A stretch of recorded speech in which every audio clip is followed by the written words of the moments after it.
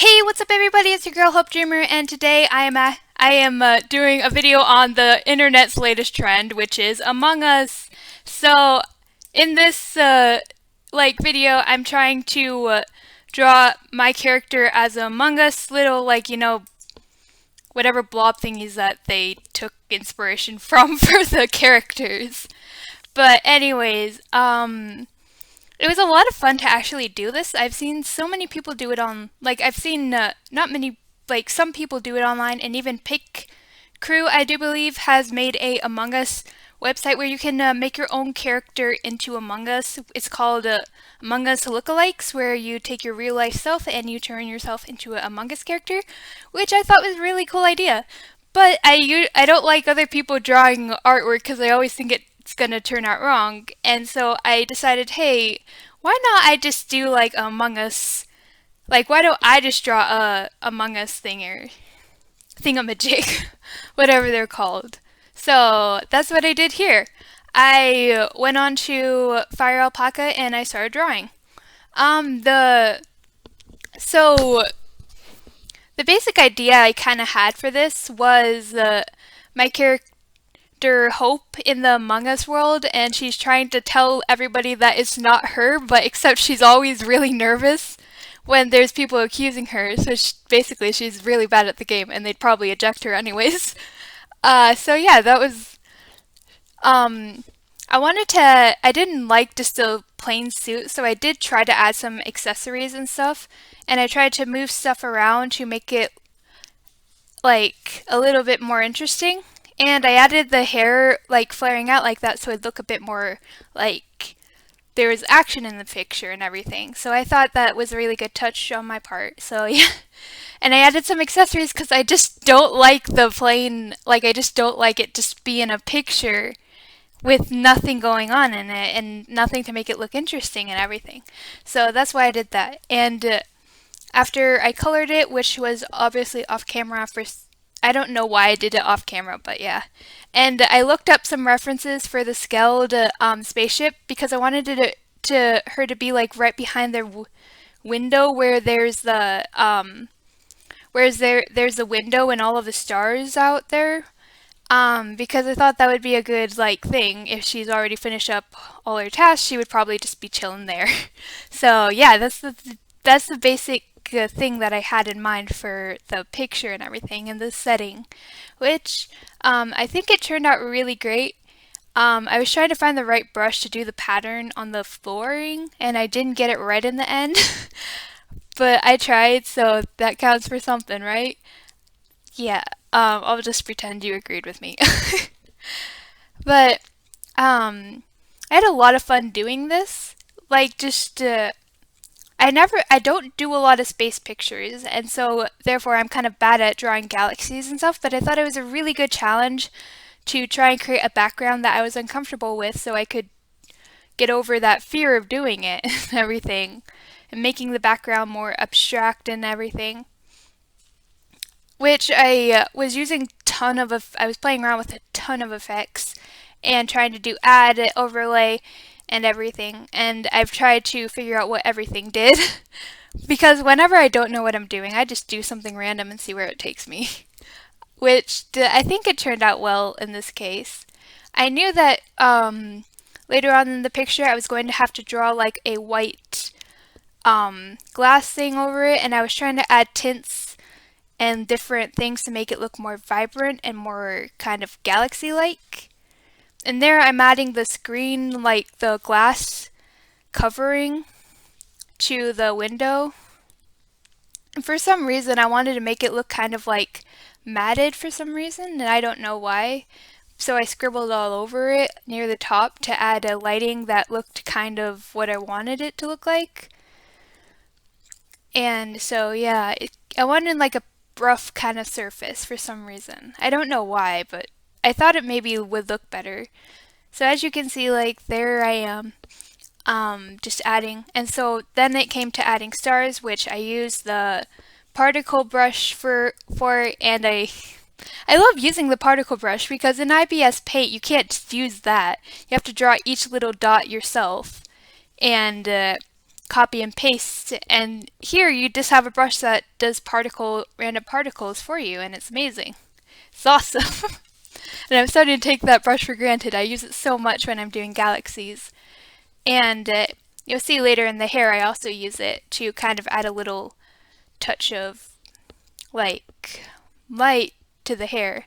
And then I darkened up the background a bit because it's supposed to be an action scene, which means like on the edges, if there's darkness, it adds more intensity, or it would in my opinion. And then I played around with the edge pen to add like the surprised and the question mark, like the surprised thing and the question mark, and then trying to do a speech bubble where she's like trying to defend herself, saying I didn't do it, or like what, it wasn't me. Like I was trying to do that, and I tried to find some more fonts, but I had no idea because I've never tried to add text into a picture before, so it's kind of a little difficult, but I got it done in the end, so that was good. And I should probably try to explain to the best of my ability how I draw. So I always start out with the skin because I feel it's like kind of simplest, and I draw underneath the neck first so I won't have to edit it later in the picture, and I leave that on one layer. I lower the opacity a bit, and I draw a bit of outlining where the basic shadows would be, like underneath the hair and etc., the cheeks, and where the basic points of warmth are. And I go off of that, just adding more reddish tones, and then some pink after the reddish tones, the pinkish tones, and then like just a tad bit of purple after everything, and in the like innermost corners and everything. Sorry, the dog's whining, so yeah, that's I don't know if you guys heard it or not, but yeah. I do try to kind of make the skin look like it's flowing, like the blush coming out from the corner, from the shadows created by like bangs and everything. And I try to make it look natural because I had so much trouble with blush when I was first starting out, and nobody told me anything. And I also tried to make it look like she vaguely had bags underneath her eyes from just the panic and worry. So yeah, it wasn't that hard, so that was really good. And here I'm trying to add some purplish tones to like above her eyes, and try to make it like not pop out but not look noticeable either. Like not too noticeable. And then here I'm adding the pinkish tones to the cheeks and everything, and adding that shading, which I always am trying to be so careful when I'm doing this, but it just annoys the crap out of me because I'm trying so hard to make it look like it's not like it's not like like total attention grabbing and everything. It's just it has the perfect amount of color and everything, and it's not like taking away from the other aspects of the picture. I'm not really sure why I do the skin first. It just feels natural for me. So, yeah, and then I did the lighting, and I'm struggling with the hands, and and at this point I was looking at my own hands for examples. Like I was referencing my own hands in a fist corner thing, like curled up to the chest, to try and see if it looked right. Because I often, like, if I have trouble with something, I often, like, use the real-life references, like my own hands or something, because I mostly just have trouble with hands. And here I was trying to do a little bit of really light lighting, like making it look making it look bright, but not too bright, because it looked way too colorful, and I was trying to brighten it up a bit. And then I'm working on the injury that her band-aid is covering, because some people wear band-aids for fashion, but I mean, it would look just suspicious if you were just wearing a band-aid for no straight reason on the scout, so I decided, like, maybe the story behind it, she got hurt while going to the report button, and then they all blamed her. Because, you know, that's just how Among Us works. And here I start on the hair always next. Like that's the second part of the drawing. Once I finish the skin, I move immediately onto the hair. And I was kind of a little conflicted on what to do on the hair first because of the lighting, but I just kind of like decided that there would be lights on the ship that would be casting the light down from overhead, so I just decided to shade the hair like I usually would, and I think that turned out really great. And here I'm kind of I don't remember where I went here, but like I just has to do something, so I think I went to grab lunch or something, and yep, and you see me going, be right back, so yeah. And that's what happened in the recording of the video. I just was so hungry and I was like, I'm gonna go grab lunch real quick. Shouldn't be too long. But yeah. I do cut off the recording, I think a little bit later. Yeah, you see there, like, and when I came back to it, that's when I restarted the recording. And I'm adding the shades to the hair. I actually learned this technique from How to Draw Manga, which was really helpful. She was one of she really helped me whenever I had some troubles with things and she didn't help me with the blush problem, obviously, but she helped me on, like, when I was kind of first starting to take art seriously and I needed to know how to learn how to, like, draw and everything.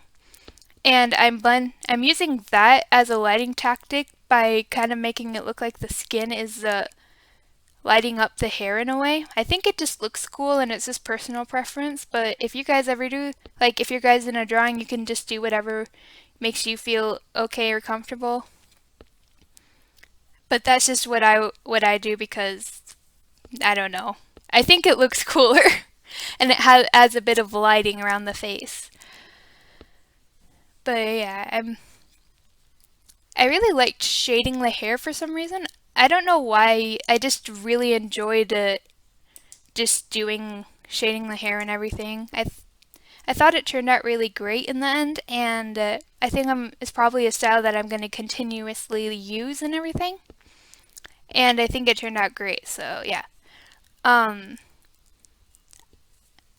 like I was trying out something like adding hearts and sparkles with that, but I didn't like the hearts, so I just added some sparkles. I'm not sure why I did that, but yeah. I thought it made it look like a bit more interesting, so that's why I did it mostly. Anyways, I'm running out of time, so that's all for you guys today. I'll end the voiceover here probably, so if you like this video, please give it a thumbs up, and if you like art-related content in general, consider subscribing because I upload every Friday, and I hope you all have a wonderful day. I hope that if you're having a bad day, it gets better for you, like, because nobody wants to have a bad day.